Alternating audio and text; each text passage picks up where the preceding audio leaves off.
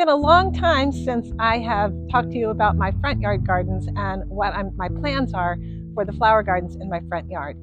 You may recognize this garden. I call it my dad's garden because it's a garden that I made when to honor my dad when he passed away, and I've been adding to it a bit by bit. It started out primarily as a spring garden, and then I've been adding in a lot of perennials when possible. But this year I decided that I want to do a whole lot more in my front yard with native plants. And so today I got lucky and I hit the half price sale at one of my favorite places. You know it, Saunders Brothers in Nelson County. And they had a bunch of native plants on sale. And so I bought a whole bunch to add to this garden and build it out just a little bit more. I'll also show you my plans for a native garden that I'm going to extend and do with some seeds here later in the fall. I have ordered some native plant seeds for Virginia from the Virginia Department of Natural Resources, and I'm looking forward to planting those as well. So let me go ahead and show you what I've got, and I'll show you the native plants I already have in, and then the ones that I'm adding in today, have added in today. This garden gives beautiful color in the spring and early summer, but it doesn't really have anything beyond that. And so I really wanted to get some things that would bloom later in the summer and into the autumn going in this garden.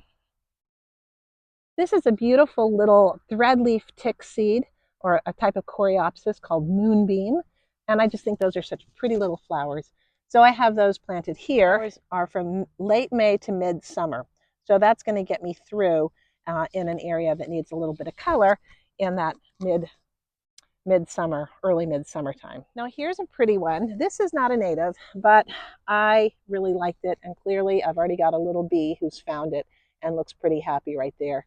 This is called a willow leaf sunflower, and this is going to grow about 26 inches tall and wide. So what I've done is I've taken this area right here. I have an aster plant already established there, and I have expanded this area out to include 3 additional asters. This one is a New England aster, which is a purple one. And this one is a white aster. And this one is a smooth aster. And that one is going to have little lilac colored flowers as well. So that should be really pretty as they come up next year. Earlier in the summer, when things were on sale, sort of midsummer, I went ahead and I got a Joe Pye weed. I'm hoping to grow more natives out here. I also earlier this summer planted a mountain mint, which really seems to be doing well, and I can see already that it's starting to pop up and spread, come up here. So that seems to have adapted really well and should spread. And this is a cardinal flower that is doing really well also, that I planted earlier this year. So hopefully more and more of this space can become a space for a native garden, and we'll just pull it over in more and more native plants as we go. Now let me show you my other garden. This is a garden that has irises growing in it and gladioli that I planted, some peonies, and of course the baptisia in the back there. And in the spring I have a big row of daffodils going here.